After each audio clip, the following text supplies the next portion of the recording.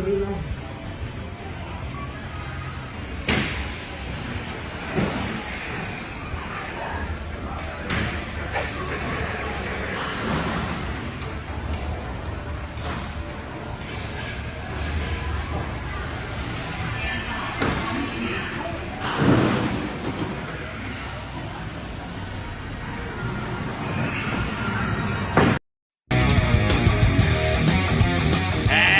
now, it's time for the LJN Fight Night Podcast. Hosted by The Plan, Zash Man. The Victorian Brother, Brutus Valentine. And everyone's favorite man, all up in smoke, Duarte the Pot. Ladies and gentlemen, they're ready to rumble, so let's go to the studio. Take it away, Zash Man. Hello, everybody. I hope you had a great Christmas and New Year. Tonight, we've got some fantastic guests on the show. But to start the show, before we kick on with everyone, I want to show you some figures that were received by some ex-pro wrestlers in the off-season. Old Black Bart is here to say at LJN Elite Figures and Costumes. Now you wonder to yourself, why would old Black Bart say that? Well, guess what they done? They done made one of these little dolls of old Black Bart, the world's heavyweight champion. I've been around the world 3 dadgum times, and old BB's been with me all the way. And guess what? This little guy has got his own little BB with him too. And everywhere he goes, and every time you buy one of them, it's going to have a BB with it too. I've wrestled in every dadgum major dadgum place you ever seen in your life. NWA, WCW, WCCW, right here in the great state of Texas. I've been around that world 3 times. I was going to go again, and I got old. But now, he's going to go all the way around the world for me. And guess what? If you don't get one, there ain't a dadgum thing you can do about it. Oh, Black Bart from the Kevin Swales. What a legendary guy. And here's a fabulous Rougeau video from a custom that I did. We don't like heavy metal. We don't like rock and roll. All we like to listen to is Barry Manilow. Hey, Zash. That's very, very cool, Zash. I gotta tell you, Zash, this is one of the nicest things I got in my whole career. So just to remind you, Zash, I hope one day I get to meet you in person. But remember one thing, Zash. The Maori always gets his Zash, man. Yeah, welcome to the show, Duarte. How are you, buddy? Yo, those 2 segments were hilarious, especially that Black Bart. The way he speaks, man, it was incredible. I was laughing the whole time. That's honestly really cool. And also the Rougeaus, that's actually pretty cool. So how was your Christmas and New Year, mate? We were in lockdown, but besides that, it was good. You know, seen family, got a dog over the New Year, adopted one. But besides that, nothing else, bro. Some good news for you Canadians too. Yeah, look, and there's the Rougeaus right behind me too. There they are. Nice. Hey, Canada's opened up the borders for shipping. So has it? For you guys that are waiting for international shipping, from me, I think I've got about 10 guys waiting for something to be shipped out to you. It's reopened. Was it to the US as well, or just Canada? Well, US hasn't been locked down for shipping to the international. Huh. Yeah, it was just Canada.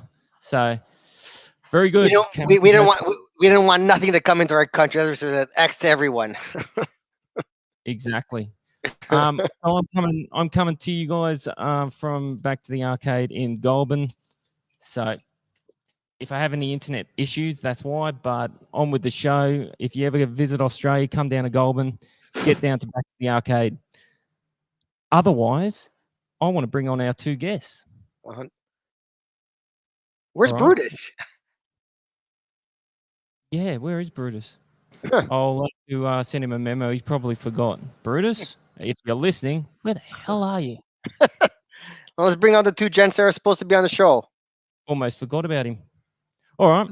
So first off, let's bring on our number one first guest. Oh, how digital sculpting has evolved in the past few years. In the LJN world, it's still relatively new. We've got great men doing great things, but this man's right in the thick of it. He's making full LJN figures. He's from Print Fury Customs. He is Kevin Pelkey.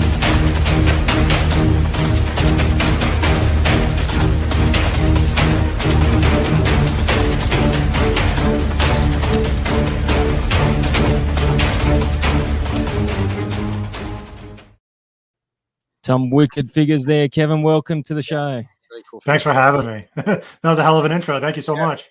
Yeah, it's better than the other ones that he does for people. He usually finds like bad photos on your Facebook, and he always throws in the last one just to make fun of the person. But this was actually, I was waiting for a picture the whole time, but nothing happened. I was excited. I was waiting. Nothing happened. Nothing embarrassing. You're lucky you've hit me on my first week back. So, Kevin, how you been, mate? Good? Been very well. Great holiday. Back to work. Kids are in school. Can't complain. So, is your work full-time sculpting? No, I wish. I work in the animal health industry. I'm an inside sales rep for Decra Pharmaceuticals that is based out of the UK and has a US presence as well. So spend a lot of time on the phone, but try to spend as much time as I can scanning and sculpting and doing what I can on the figure side. Nice. Sound like an important dude, man. I try. Thanks. Well, our second guest coming on the show is a guy that's worked very closely with you, Kevin. It's this guy right here.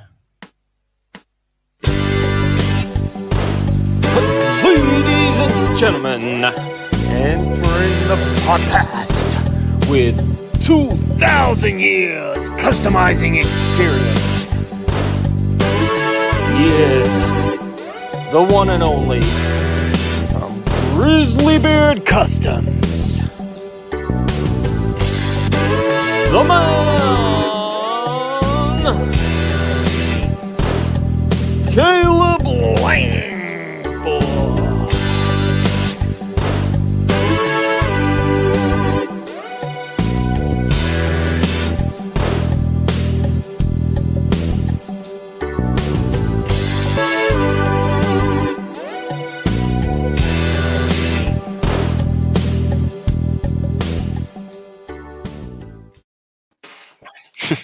Wow.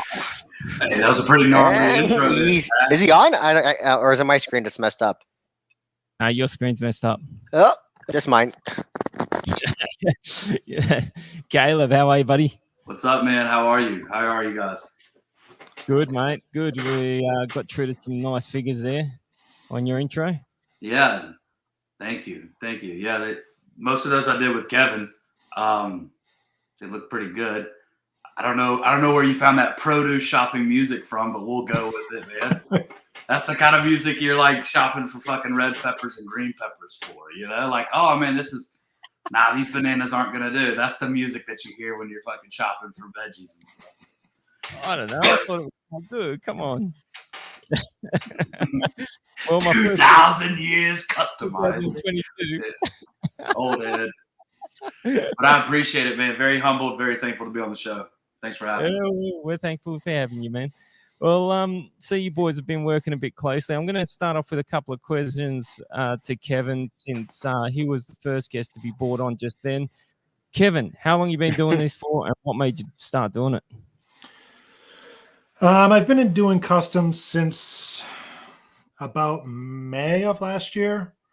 So I got about 8 or 9 months under my belt, and it really all started. I was just trying to get an LJN collection back from when I was a kid. I had a pretty extensive collection. I remember vividly my mother selling the actual collection at a yard sale, and it just all of a sudden, Thanksgiving last year, I wanted to start buying LJNs, and I worked on completing the collection. And as I approached, getting towards the end of it, I needed to figure out what the next itch was and how I was going to scratch it. And I figured out customs. And actually, Alan Carpenter was the first one to really talk customs with me. And I ended up buying a great motor off him. And really from there, I learned a lot of the trade from him. And then shortly thereafter, Caleb and I hooked up. And you saw during his intro that Sting. That was the first one we did, right? Yeah. We did that, and then Jake, I think, was shortly thereafter, and same time or so, and then we just kind of took off from there. And now I just constantly got to, what feels like a constant workload, and trying to get them out as fast as I can, and see what goes on next. Was 3D sculpting a thing for you before you came into the LJN community, or no? It's something I just had to learn. Basically, as I was trying to customize with Alan, I did I think 2 or 3 rubber figures. I did an Undertaker, like a Brock Lesnar that I got, a couple of resin heads, and had fun with it. But just I wanted more. I wanted to figure out how to do the custom heads, because I tried reaching out to a guy to actually get some heads, and the conversation wasn't working. I don't know what happened, and I figured out at that point I had to go figure out how to do it on my own. So I picked up a scanner, watched hours and hours of YouTube, learned how to scan figures, and figured out how to print them, and then really kind of off to the races at that point. Well, it's amazing how much you've picked it up in such a short time, because you've certainly changed a lot of things in the past 8 months that you say you've been doing it. So we thank you for doing what you do for all of us in the community. Caleb, now you've been doing it for as long as I can remember. I don't know. When did you start? Did you start about the same time as me, before or after? I can't even remember that. When did you start? I don't even know. I can tell you. So, man, dude, maybe Christmas of 2018. I think I made a little bit before that. There was a group that held a competition, and one of the admins, Tom Trotta, he was the admin at the time of that group. He was like, I was doing galoobs. And he came to me and he was like, hey, man, I think you should enter this competition. I was like, I don't know shit about LJN, but all right. He's like, just do a repaint. And dude, that repaint was terrible. But what was it?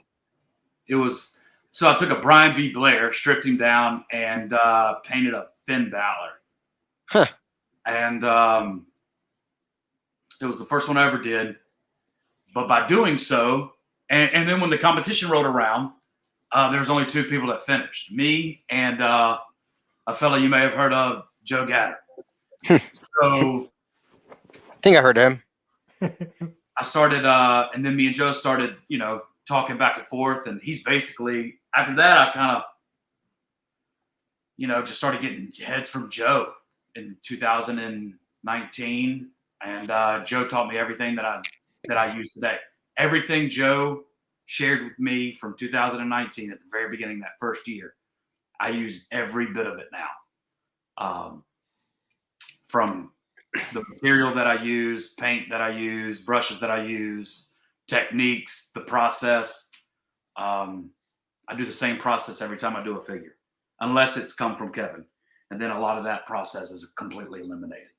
But if I'm working with rubber, yeah, I still use the same exact techniques, Joe. Nice. So to answer your question in short form, 2019, as I would say when I started. Well, one of your best, and I'm glad I have it. I don't care what anyone says. I think your Viking Raiders are probably the best ones you've done. Yeah, it's not because of the face, it's the tattoos and everything, how you hand painted. They're right there. They're right there. I see the one fella. Yeah, so the other guy's right behind him, because Gatter's Macho Man is there with your rockers too. Yeah, those are my rockers right there too, huh? Yeah, I know. You got what's it called again? Yeah, the Viking Raiders has the craziest detail because of the tattoos that you have, like on the bald guy. I didn't even know what their names are, but I just know they were the Viking Raiders. Yeah, I still don't know what their names are. I think one is Ivar or Evar or something like that. Yeah, sounds about right. But yeah, I think those were one of the craziest ones, just because that you didn't use decals to do all the tattoos, and it's like a lot of detail too. I sure as hell wish I did. I'll never make those again. But, they were a lot of fun. They were a lot of fun. Just an idea. I saw them, and I don't watch wrestling, so I didn't know who they were. But I like big guys, like big fellas out there. I've said that before. Yeah, I stand by some of the coolest wrestlers were the biggest, gnarliest dude, like Vader. Who else? Bam Bam. Yeah. Bam Bam. Those two dudes are super athletic and don't get enough credit for being how badass they were. So then that took me down. I've noticed the ones that you do, like. What'd you say? Dwight's broken up. I'm going to run through a couple of the questions or messages we're getting from people because I have to look them up on my phone. Listen, if you guys can register to StreamYard before you message, it helps us out a lot because we can see your name pop up on the actual podcast. But otherwise, I have to go on my phone and look on the Elite Custom Figures group. But we've got sorry if I pronounce it wrong. I always do. He's a great follower of the show. Nishadale Jiwa saying hello, folks. Brian Bravington's there. Hey, legends. We've got Neva Excellas, who is Kevin Swales in another form. He's saying he debuted the same as me, the same week as me. So that's a good memory from you, buddy. Brad Ernst, what up, fellas? David Anglis, my man saying produce shopping music. Yeah, that was Caleb knocking my intro of him. I wasn't knocking his ass. Mike Steyer, Mike Steyer also says he's not sure when he debuted. We've got Thomas Tom Trotter. He's saying was in here. Where's in here? What's where's in here? What does that mean? What did he say? Oh, he said, is Wes in here? I'm sure Wes will be joining us. That's one of our buddies. Is it? Okay, cool. I'm sure Wes will be in here in a minute. He's notorious for popping into live videos and just watching them. Especially toy auctions. He'll just be in there. And if you can't find Wes anywhere else, he's somewhere bidding on toys. Wow, toy auctions online? Yeah, dude. You should expand. You should expand, dude. It's not just wrestling groups out there, fella. No, but I don't. That's crazy. I didn't know there was toy auctions. Oh man, dude, there's the greatest toy group. That's what it's called. I'm not plugging it as the greatest. No, but is it just like I don't collect anything else but wrestling toys? So like so they just do auctions, man. They have shit like Transformers, Thundercats, GI Joes. Yeah. You'd be surprised what you could find. Yeah. Even current toys, and they just put them up there, and people would just. There's a whole community out there. I'm not part of it, but I watch it sometimes, and there's some fellas out there spending some racks on toys. Yeah, for sure. I'm sorry to cut you off. They're obviously not married with kids. Yeah, or making customs. Yeah. Mark Manchella, he says King Kong Bundy. Yeah, he's a big guy. King Kong Bundy. More from Kevin Swales. He watched the videos to do my early ones. He watched your videos to do my early ones. I think he's talking about Kevin Swales' videos. Yeah, I think the black. I think he's talking about Mike Steyer's videos. Oh, Mike Steyer's videos. Yeah, gotcha. Yeah, he's replying to that. Thanks for filling that one in. And Marcus Chillot, how do you guys come up with your next idea for customs and your thought on the process? I might ask you guys that question, but before I do, I'm just going to say, guys, if you've entered the competition that these two guys, Kevin Pelkey and Caleb Lankford, have put up for the great Sergeant Slaughter figure, we've got all your names written down here on the pieces of paper in front of me. You need to comment to lock yourself into the competition. So we've got your names written down. Put a comment, and by the end of the show, I'm going to tally up who's commented. And Caleb, I started throwing them in the box because I got the same sheet. So when I see the comment, I've just torn it and thrown it in the box. Oh, so you're taking care of that for me? Yeah. I thought that's what we. So I can just host the show. Yeah. So you can do your thing. When I see them comment, I'll just throw it in there. Jeez, you want to be on the show every week? You can take Brutus's spot because he's so lazy. He hasn't even No come way. on. You can't you watch replace brother Brutus. Can't If, replace if brother. Brutus is watching, if he doesn't come on by the end of the show, you're fired. Yeah, but that Sergeant Soldier you guys came up with, that was pretty cool. Like that, what design did you come up with, and like what outfit from the one he like originally entered, or like what era? You know, like when he like, like when he wore it, like when he came in WWF, he wore like something different than what I'm trying to know when that gear was from. So I could tell you, we talked about doing a slaughter. Pelkey said WrestleMania 3. No, 7. 7. WrestleMania 7. I was like 3. I'm like, he wasn't there in 3. He fought Warrior, no? Hogan. Hogan in 7. Yeah. So we had talked about Slaughter. I don't remember who mentioned Slaughter. And then we had talked about it. Pelkey said WrestleMania 7. And right away he was like Outback Jack lowers. And I've never seen an Outback Jack figure in my life. Y'all got to remember, I don't collect LJN figures. So I'm like, I have a guideline that I look at. You know, I look at lowers, I look at uppers. And he said Outback Jack lowers, and I started looking at them. And I'm real big on boots. Yeah. And so he threw that. And we discussed the upper. We had discussed a couple ideas for the upper. I won't disclose all the ideas that we talked about, but he came back with the upper that he chose. And I was skeptical at first. Pelkey's like, what you think? And I was like, it looks good. Then he sent it to me, and I was like, it looks great. So came out, form's good. It's thick in the right places. But that was one, wasn't much discussed on it. It was just Slaughter. I got it, you know, Kevin works fast, though. Mhm. You say, all right, Slaughter, for instance. All right, I got this head. Boom, already got this head. Here's the head. Proof the head. Head's proofed. Okay, good. Let's move on to the next part of the build, which will be put uppers and lowers together. If we want to change some arms, whatever the case may be. And then it usually, you know, Kevin disappears for a day or two. Then Kevin comes back and he's like, all right, this is what I got. Nice. A lot of it changes on the fly too. Like Caleb will mention, you know, certain arms or whatever it happens to be. And sometimes I just can't get them to fit right. Or I just glance at something else on the shelf and it's like, I'm going to try these instead. And I never really know fully what the recipe is going to be like until I'm like halfway into it. And sometimes it's a last minute decision. And sometimes I like it. Sometimes I end up having to change it. But in a lot of cases, I don't know the full recipe until I'm actually in doing the actual sculpting, because sometimes pieces just don't fit together the way I want them to. And it just doesn't look quite right. And how long does it take to actually print one? Not paint, just print it. Like not make it, just print it, press the button on the computer, does its magic. In the printer, depending on Size. the size and how it's angled. So the greater the angle, basically you're talking about layers. So the way the printer works is that it's printed in layers, and the more layers, the longer it's going to take for it to print. An average print is about 8 to 9.5 hours.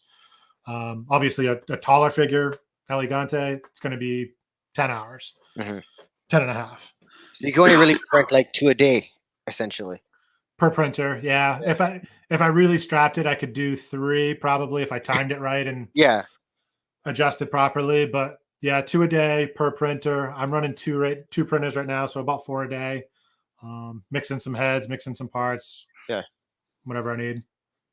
There's something with the printing that I've started looking at, Kevin. I want to know your thoughts on this. I played around with the lifting speed on it because I had it lifting quite fast, and it was pulling like the what do you call it? It's the struts and stuff off.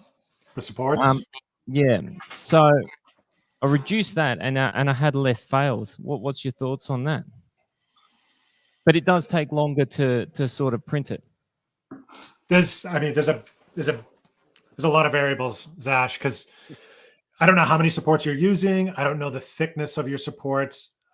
There's a function called auto support, so you can auto support it depending on how dense you put your supports. If you don't have enough supports, the suction from the build plate pulling up on the fat, exactly. Yeah. that suction, if it's too great, it's going to stick to the fat, and then you're ruined anyway. So one of the trade secrets is to actually lubricate your fat too. So as it's suctioning down and layering back up, if you've got a layer of lubrication, it's not going to have as great of a suction on there, and it'll release easier each pop. Right. I only ever use the thick supports. I've never really used the thin ones, and I find you can put the little angle of support in between the supports, which can sometimes help, right? Yeah, you can. I do a lot of auto supports. I just kind of let it ride, but I run heavy support. So I run the biggest density, but I also run about 70-80% auto support, and I think the default is like 50%. So you really want to have a heavy dosage of supports, because you're talking 8-inch figures, and there can be a lot of weight to that. So you want to make sure that it's supported right. Yeah. Well, if any of you guys do 3D printing, there you go. But I'm sure if you don't, you guys are thinking, what the fuck are they talking about? Yeah, I had no idea. Density and all this. I'm like, I don't know what the fuck they're talking about. I just buy the figures and that's it. I do not want to play with computers and stuff like that, and stuff like that. So Joe Petka says, lubricate your fat. Oh, Joe. You lubricate your own flap. Peter Accolade. Evening, gents. Evening, Peter. I want to shoot back to a question we got earlier. Harvey Snoot says, Duarte's smoking a fatty. He always is. David Anglius, question for Caleb. What's your favorite project you've worked on thus far, and why is it my sting? So that sting I made with Pelkey was for David. That was a cool one. Yeah, it was a cool one. It took 2 years to make it because the lowers, there was just no way to, unless I had this, I didn't have the skill set to clay that. I couldn't make Zubas out of clay. So I didn't try. And then Alan Carpenter posted, this was back in July, Alan Carpenter posted something he made, but I could spot the glue part in it. I think it was just, it was Mr. Perfect. So I could tell that it was mostly glue. I knew it was LJN size, and I knew that it had a different head on it. So I went to Alan. I was like, "Yo, man, how do I get some of the parts?" And he was like, "Well, I ain't the dude, but this is." So and right away, I was like, "Pelkey, can you do this?" And he's like, "Yeah, I can do that. You just want the lowers?" I was like, "Yep, that's what I want." And Pelkey shot it over there, dude. And that was my experimental piece. This was me saying, "Let's see what Kevin is working with." And he sent it over, and when I grabbed it, and I had multiple molds from Joe at the time that were made out of resin, that were resin cast. I'm sorry, not molds, but cast. And I got to holding them, and I was like, shit. I didn't know what to expect. So now is the segment where we tell everybody that's watching, everything Kevin prints, now me, but mostly Kevin, is full resin. Everything I've ever gotten from Kevin is full resin. There's no wall.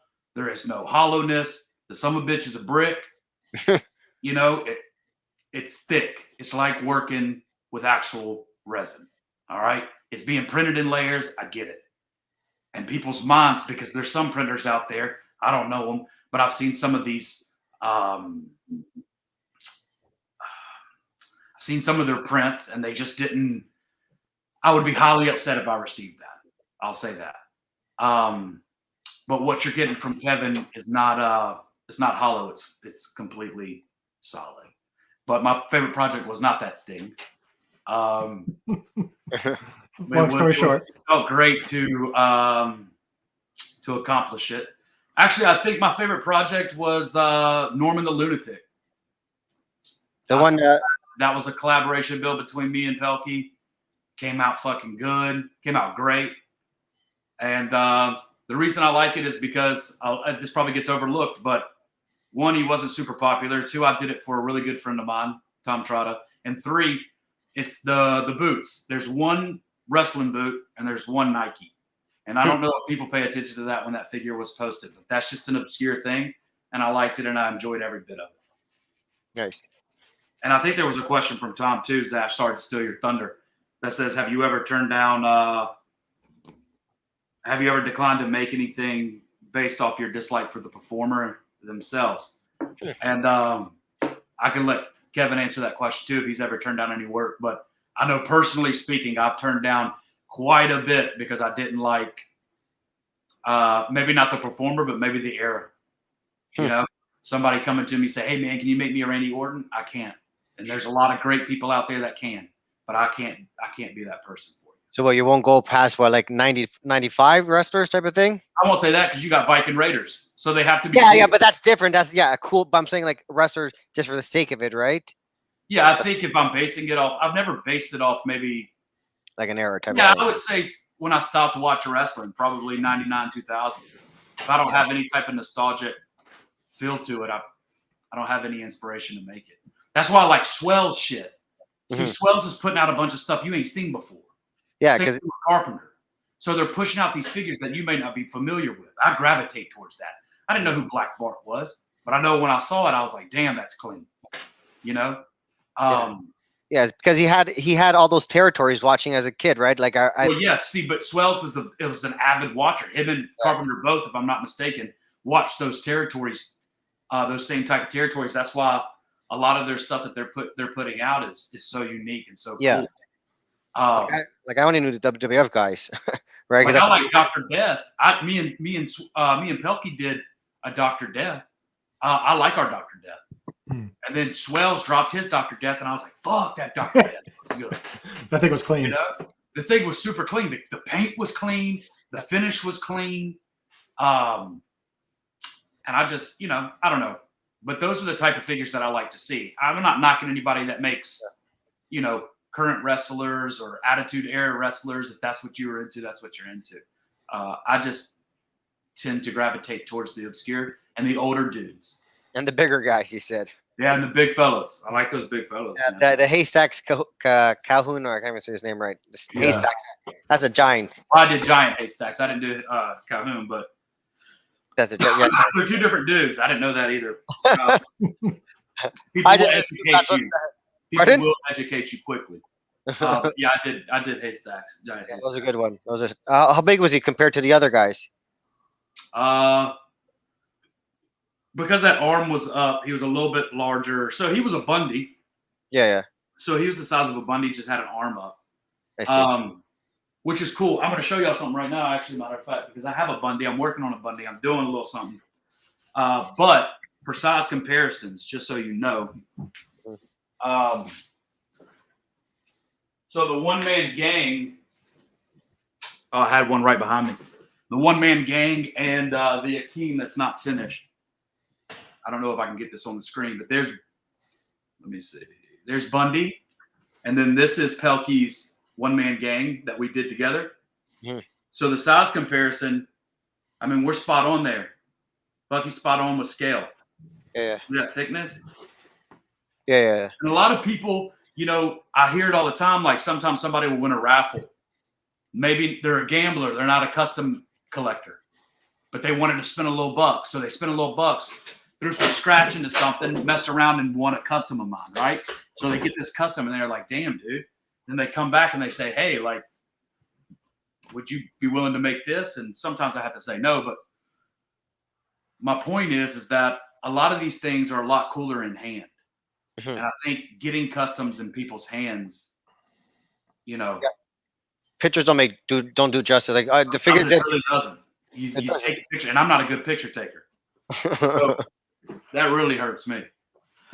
But what about you? Have you ever turned down any work based on you not liking a Randy Orton? I don't know if I've turned one down because I didn't like him. I've definitely turned down some work. I think I got to have an attachment to what I'm building to be excited about it. It does wear on you to take on a commission that you're not excited about. and it's a hard build. It's not as fun. I like to be able to tie a story to either a pay-per-view I watched, a live event I went to, something that I can tie myself to that wrestler and be like, yeah, I like that one. I can make a figure of that. You try to find like a pose from like when you watched them live type of thing, right? Yeah, pose, the gear, pretty much everything about it. Like try to tie it back like that Slaughter. Try to bring that back to WrestleMania 7 or what's another one? Great paint job, very nice one. It does actually be camouflage, but I won't go past my levels.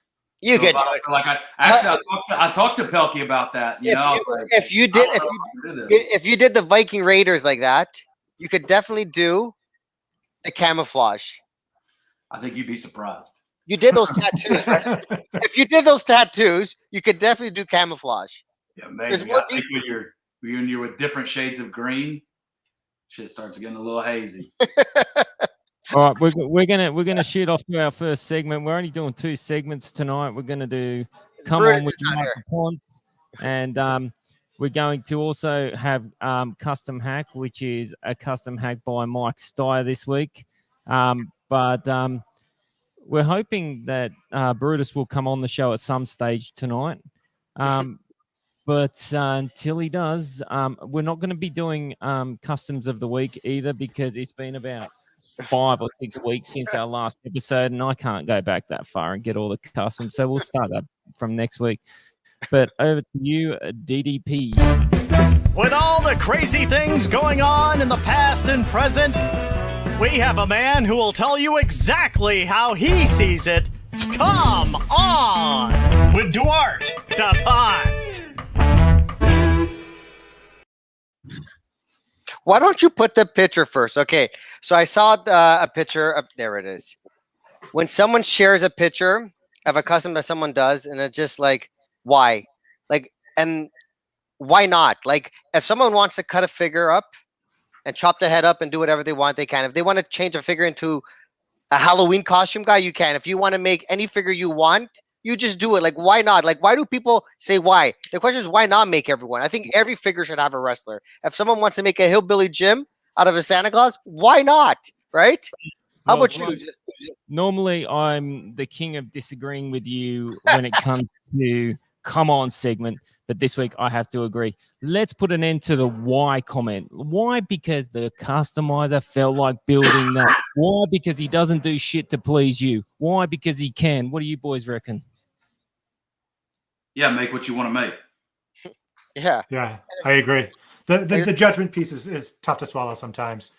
I mean, we've all been there. We've all faced judgment, and it sucks, and there's no reason for it. And everybody should be in a positive space. And that person that got questioned on his maybe first custom probably won't be sharing anymore. And if I stopped after my first one because I faced a little bit of slack from it, hard to say, man. It just, there's been customs I've made that I wasn't happy with, and I've received some judgment. And, if it got to the point where I stopped making them, or if somebody else stops making, who knows what the community's missing by, negative judgment. There's always there's always so many LJNs to make, right? So you might as well make anyone, When someone comments on a custom that you did 2 or 3 years ago, and they'll comment or like it, and it springs back up. It's happened to me a little bit lately in Rubber Rumble. A couple of my figures that from a couple of years old, people have commented on. I'm like, oh no, that's come back up to the top, and people can see it. Oh no, that's terrible. But why? That's my pet hate. I hate my old customs coming back up to resurface. I think the real question is why are you on a custom forum? That's what people are here to do. If you're here to comment, why are you making this? Why don't you get the fuck out? True. There's so many cool, and people do so many good. There's people that make some of the LJNs into the GI Joes. There's one guy that made so many of them. He turned like a whole collection to it somehow. I forgot his name now, but I've seen it. He made so many of them. Like if the guy wants to make it, pardon? Jimmy Dixon, dude.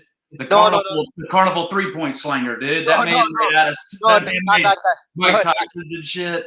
He no, was- no, not him. No, it wasn't him. I know Oh. who you're talking about. I think. Oh my god, I think his name is Brent Smith or something like that. He made all these like I think GI Joe guys. I must have missed that. Yeah, no, he made it. And I think Mike Steyer did some video game guys that he did. I think it's a video game. No, Zash, those figures. Did he had? Sire make those wrestling guys that were like one was pink with a star on his face? Yes, Yeah. that's them. Yeah. Dude, those things were killer. Yeah, the great Like, name. See, I like like the people are like, obscure- why not? Those are pretty cool. Actually, matter of fact, got a funny story. Actually, there was somebody that actually got I'm gonna say actually a lot. Actually. So Brothers Gatter, who make the buddies, one of the brothers entered into an LJN competition a couple years ago, and he made the most obscure shit. And Joe was like, it's obscure. And it was like a horse head on an LJN with a crazy arm. Cleanest paint job I've ever seen. No sand lines. You could tell him and Joe were related. But there were people like, why did you make that? And he didn't give a fuck. He never even commented. He posted that thing and rocked with it. And I think more people should be like that. Just post it. You made it. You're proud of it. Post it. Let it be what it is. 100%. My little life story. 100%. We've had a few messages come up here. I think they're from YouTube that I'm not too sure about. But anyway, continuing on, boys. I think we should go on and hit the custom hack segment because it's a few minutes long and I think it's a really good one. So customizers, pay attention to the great one and only Mike Steyer. Check out Mike Steyer on YouTube. All you have to do is type in Mike Steyer and you'll see 1,000 videos of Mike doing some awesome stuff. So let's see what he's got for us tonight. Hey, this is Mike, Mike Steyer, and I'm known for doing my stuff on YouTube, and I've been asked to kind of give you some tips on things that you can do that'll make things easier for you. And I guess I'm just going to share what I'm doing right now is I've kind of been off for a while, haven't done much with this, and I like when guys throw me some challenges and help me to get my creativity back. So I'm going to work on something for somebody, and the figure I want to use is George Steele, but he's got all that doggone hair on him. So what I've been using is a Dremel, and for new guys who are doing this, the Dremel is going to be a key for you to really get some stuff done on this. So why is the Dremel important? Because it's got all these different little attachments that you can use. Like I used the very small one right here to get George's tongue out. And you can see what I've done is I've actually widened his mouth. Now I'm going to clean that out and then probably fill it in because I'm going to put a mask on. I'm not going to reveal who it's going to be. But I've already started on the Dremel part of his hair because his hair sucks. But you can get it down pretty well as I have done on several parts of his body. Now what I'm doing is I'm using more of a rounded, where in the heck is my picture going? There we go. More of a rounded tool attachment at the end of it. And then the key to this is I do a higher speed so it doesn't drag on it. It's like on a 13, and this is actually a Dremel. And then the key is to keep it moving. To keep it moving as you go. Don't sit, because the longer you sit, then you're going to press down onto it accidentally, and then you're going to gouge stuff out. So if I have this going at high speed, maybe I'll just do it now. Sorry if there's any shadows or anything. But the idea is you're just going over his hair quickly and just keep it moving, and then you're hitting all those ridges in there. Because like I said, if you leave it stationary, then it's going to gouge into it. So hopefully you can already see that a lot of that hair is getting filed down. Now it's not going to be perfect, and that's okay. I just need it so that it'll hold paint and then kind of look like a costume underneath it, and then not have all that junk attached to it. So let me round off a few more things here.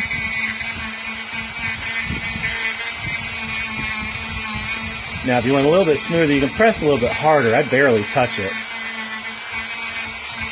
But now you can see, let me turn that off.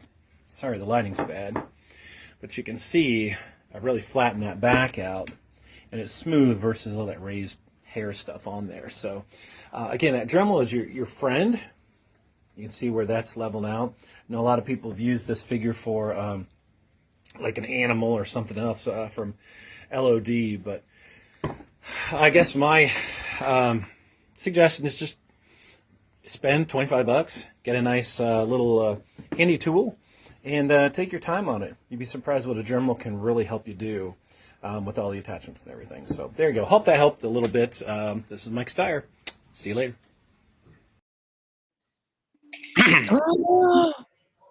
Look who it is. Man himself, he's back, and he got the close up. Would you just wake up, Brutus, or what? Did I take the week off? I said, did you just wake up? No, why? It's only the 46th minute, and you just pop on in. Well, I'd actually told Zash I'm probably not likely to be on the show much for a few weeks, but he said it would be good if you join us, and welcome Mr. Pelkey and Mr. Grizzly Beard. And part of what's good about this is actually catching up with the guys who are doing all the work. So I was able to come on in the last 15 minutes. Yeah, I'm glad to have you on. Yeah. Welcome to our show, Brutus. That's good. What have I missed? When you've got as much experience as Brutus with podcasts, he's been doing 2 a week for a long time. You can do it the damn hell you want in 2022, mate. Well, if I had a free choice, I'd do none. But then that means I just sit in the room and have no connection with anyone. And as Zash knows, 2 more years of significant writing to do. That's without any wrestling related stuff. So some sort of connection is important. Yep, that's right. So have you got any questions for Kevin Pelkey or Caleb? Because pretty soon we're going to kick on with the competition and see who's won this amazing Sergeant Slaughter. I suppose if you've already covered some of this, then I apologise. But we're seeing a bit of a shift towards the 3D sort of printing, and Mr. Pelkey, that's an area you specialise in.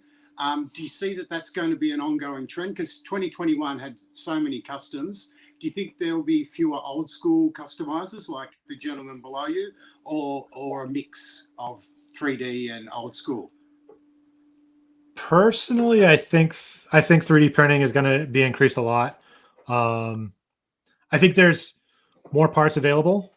Yep. When you get into 3D printing, there's less and less LJNs out there in the world, and I think, in my opinion, I think a lot of people are going to try to protect the LJNs as best as possible. At least that was part of the thought process when I went into 3D printing to begin with, is to be able to use a Sergeant Slaughter arm or, various Haku parts and not have to actually cut up one of those figures. Okay. I think with the cost of 3D printing coming down, I think that, and I'm surprised we haven't seen more, but I think there's more printers out there than we think right now. And I think it's just going to continue to grow. And as they get more affordable, and it seems that they're going to, even, scanners and everything else, everything's getting cheaper. So the technology is getting more available for everybody. So I think it's going to definitely increase. Right.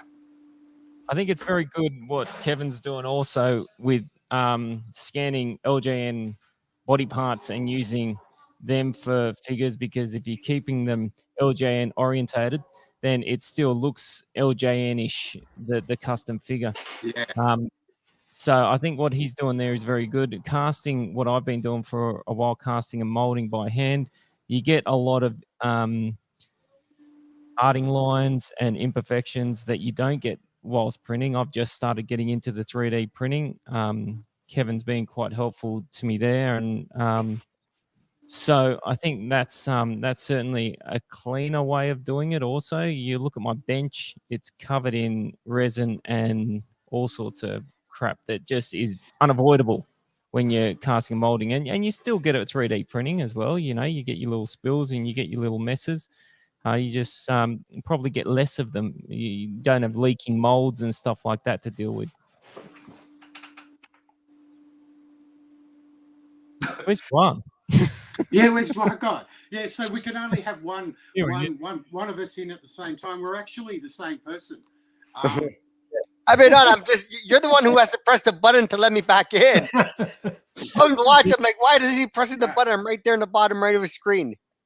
When I just finished my long spiel then and there was a long silence, I was like, Duarte would save me right now. I thought it ended on a question. I was waiting for Pelkey to answer the question about. Well, what I often say this, but this is really true. I've barely been online in the last 4 or 5 weeks, but when I have seen some things, it's been a shift to these new characters. A lot of characters we haven't seen before, and I'm finding that really quite pleasing because we're moving beyond the main types of guys, and we're moving into these different, sometimes lesser known or territorial guys, and it adds a lot of colour. So yeah. I kind of like Duarte has more to collect. No, but I also do like the fact that you guys are like redoing like certain figures, like the Iron Sheik. That's a pretty cool one compared to how the other one came out, because Iron Sheik was kind of built, right? What is that there? Yeah, he was a thick guy, and I think that his LJN was kind of ugly, and I think Pelkey really did a great job on recreating the sheep. Oh, the natural. Look at that. Bert is collecting customs, eh? How about that, hey? Yep. Eh? How about that? Now he's growing the collection, eh?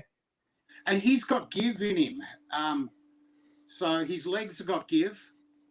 His body's stiff. So what will he be made of, Zash? What? That would be a rubber Valentine with his gut filled out. And that's one of my real early ones, so I won't put a close up on you again of that because that's not one of my get out of it. There he is, just bending it and everything. I think he pulled out the worst custom I sent him. Jeez. That's okay. No, look, wasn't this in the book? This one, I think. I think it was, yeah, actually, yeah. No, look. If you look closely at the true LJNs, they're not perfect. No. And sometimes there's some people want the customs to be like absolutely finished perfect, but I like and this is just a personal thing, I like them when they still look like toys as well, and that you're not going up with a magnifying glass to see that that's not quite smooth or that type of thing. But that's just I'm the opposite. I like to get the magnifying glass and do them perfect. You spend 3 hours on just doing the eyeballs. I just do dot, wait till it dries, dot. You spend like 3 hours just nice. Well, imagine being the guy in the factory in 1985 just doing the eyeballs with the paint mask, 10 hours a day, 6 days a week for 20 cents an hour. Zip, zip, zip, zip, zip. They put them up under a cradle. They have a cradle there. They put the figure in a cradle and the mask and just tick, tick, tick, tick. And then the bendy ones, you know how bad the bendy eyeballs are. And so I think they were done more with the poker. So they'd have like a strand and just poke those eyeballs. Yeah, which is what a lot of the customizers do. I heard Joe talking about using a toothpick, and a lot of the guys use toothpicks and stuff like that to do eyes. We've all got different methods. I use a brush for everything. I've got just brushes that I do stuff with, but we've all got our own little techniques of doing stuff. Yeah, a toothpick is for me the easiest. A brush is so hard because I just go blob and then it just goes everywhere. A toothpick I've only used brushes. Brush. I've never used anything else to apply anything ever. Yeah, I'm with you. Yeah, I'm the same. Whatever it is, eyeballs, lines, it's always been brushes. Yeah, I'm the same. So I saw you with your head down there, Caleb, sorting something out. Have you got something you're working out down there? Yeah, no, I was checking names versus I was checking comments versus names that I haven't had. Zash, you want to take that close up off me? That'd be nice. Appreciate that.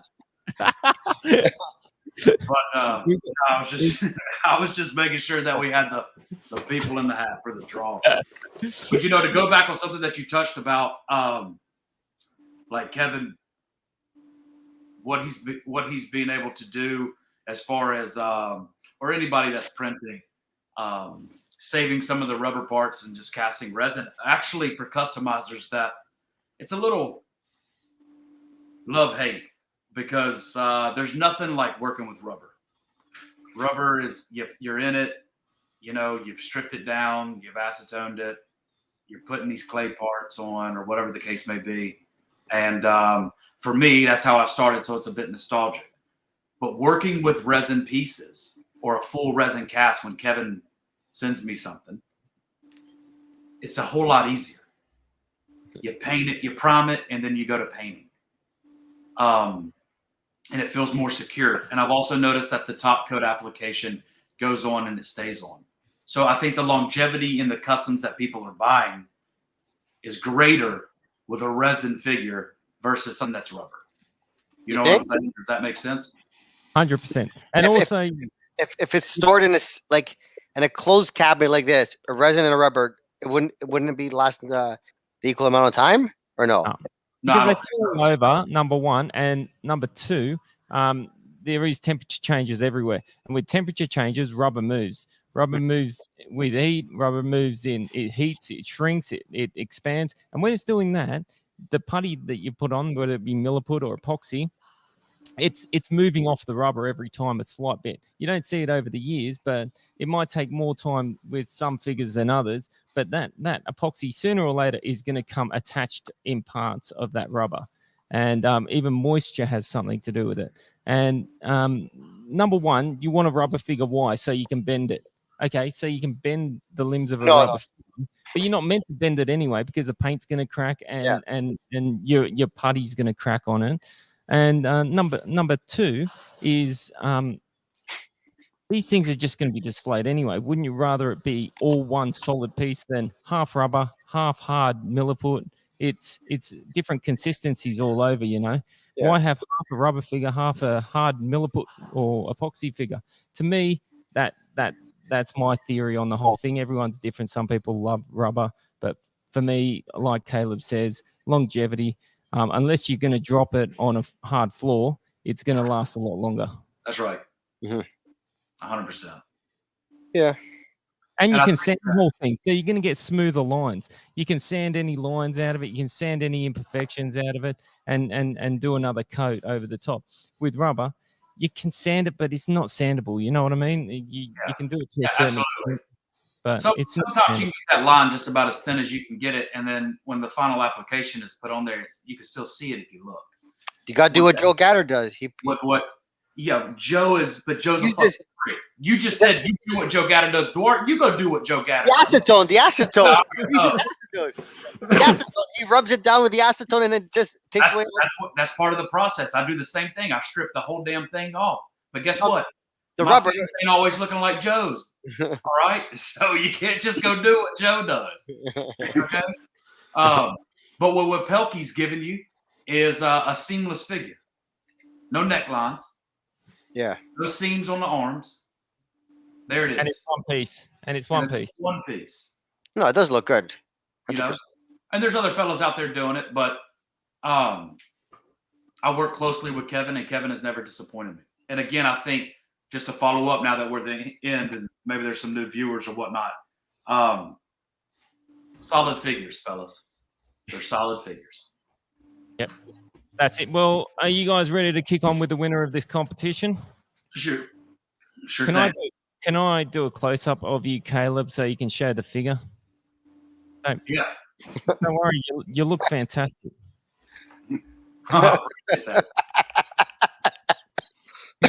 There it is, guys. That's what we're playing for. That is a really good figure, man. We've had a bunch of people entered. Have you got the number of people that we've got in the comp? Or so you had a lot of people enter. You haven't had a lot of people comment. Great paint work, by the way. I appreciate that. Thank you. It's a solid build too. So, anybody want to guess what Pelkey used to do this? Go ahead and guess. He's not going to tell you. The bottom, obviously, Outback Jack. We found out already. Outback Jack. You can notice those arms too. Yeah. So listen, as far as people who have commented, and I wrote some names down. You got Shad, Claudio, Peter, Swells, Petka, and then our homie. I didn't write it very well. Nashadali. I'm sorry if I'm butchering your name, dude. I'm just a fucking redneck, all right?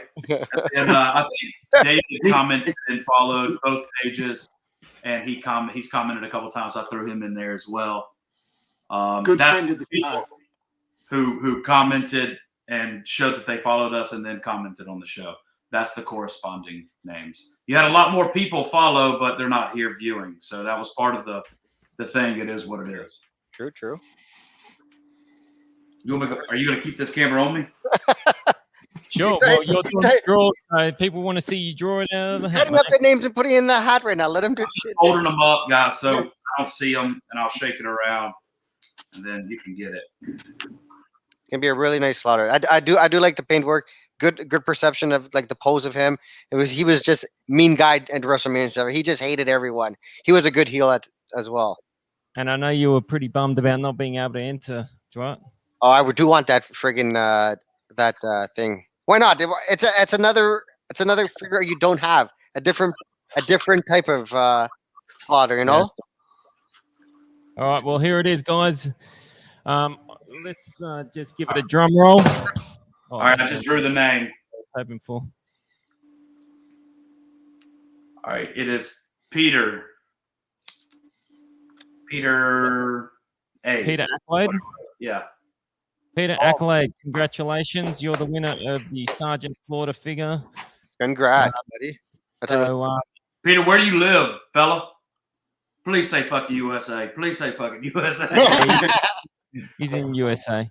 So that's from Kevin Pelkey and Caleb Lankford. So they will touch base with you about that. Congratulations. Hey, I think Pelkey wanted to talk about a charity that he's running on his page right now, Print Fury Customs, and the proceeds that if you buy a figure, what it's going towards. Thanks, Caleb, for mentioning that. All sales going through until the 18th. So my sister started a donation for Autism Speaks.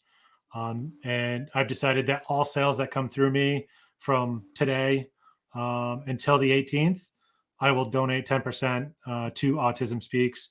The charity means a lot to me, my family, a lot of us, a lot of people in the world, and I'd just be happy to contribute as much as I can. So it's not a bag. If you guys are interested in any of our stuff, being on this podcast, you've seen and you've hopefully heard a lot about some of the quality. So if you guys do want to pick something up, you can let me know. Certainly hit Caleb up as well. Caleb can provide real smooth paint if that's something you guys are interested in, and I could work a deal and still provide money to the charity foundation. So thank you for that, guys. I appreciate it. Fantastic cause. So get onto that, guys. Where can they find your work one more time, Kevin? Both on Instagram as well as Facebook. On Facebook, I have the page Print Fury Customs, and same on Instagram. And Caleb, for you? Yeah, so I don't have anything on Facebook, but on Instagram at Grizzly Beard Customs. That's where you can find my work if you want anything, unless it's Randy Orton. Just Randy Orton, poor guy. Eh? You just don't like him. It's just the name. Don't like him. Goodbye. No more tattoos for me. And also, I think I just want to say, like, there's a lot of other fellas that work with Kevin too. Alan Carpenter, I know, as well, has punched out some work. I think he's worked with Justin Bennett on. I don't know if I may be overstepping, but these are just people that I've seen paint some of the cast, and they do real smooth paint too. So it's not just me. And a lot of the customizers I see out there putting out good work, just keep at it. You know, Kevin Swells, Carpenter, Claudio. Claudio's really coming up fast. He's got some real nice paint going on. If I'm not mentioning you, it's nothing personal. It's just that I don't stay on the page that often. But I'd love to see Joe. Joe, if you go back and watch this, Petka as well. Petka's doing some good work out there. But I'm talking about Joe Gatter. Get your ass out of retirement. Come over here and slap something down. Let everybody know who's daddy, because we miss you. Yeah, it's been 2021 was a great year. 2022 is going to be great. Brutus, I'm glad joining the show, man. I was really bummed that you weren't going to be here, but you made it, and I'm happy to see you. The last wire. Very well said, Damn, dude. I mean, like I'm giving you so much love, Brutus. Yeah. He's frozen. Now look, yeah, Zash, You just Zash will probably know this more personally. I don't take compliments all that well, but I do appreciate it. Yeah, you got to work on it, Brutus, because it's rude not to take compliments. Yeah, you don't just stand there, just be like. Brutus was like, is he talking it's to bloody me? hot in here. I'm sweating like a pig. But no, look, coming from you, that means a lot because I have a lot of respect for the old school customizers and the new school customizers. And I've been out of the loop for a couple of months and might be out of the loop for a couple of years. I should point out I did write a profile last Saturday for a book too, just to get a feeling of how long it might take. It was the missing link. Now, the missing link's a relatively easy profile to write because he had such a short run and I knew the character really well. But it took me a day, half a day research, half a day writing. So that's a lot of days I actually don't have. But I'll see how I go. I've got Uncle Elmer aiming for next, but you never know. Never know what might turn up. Beautiful. Well, we'll look forward to you putting a lot of days away for book number 2 because we're all hanging for it. Kevin Pelkey, thank you very much for coming on the show. Print Fury Customs, get onto it, guys. Grizzly Beard Customs, Caleb Lankford, thank you very much for joining us, DDP, and the latecomer Brutus Valentine. Guys, it's been a great show. We appreciate you coming on. Thanks for having us. And we'll see you all next week on LJN Fight Night Podcast. All right, right on.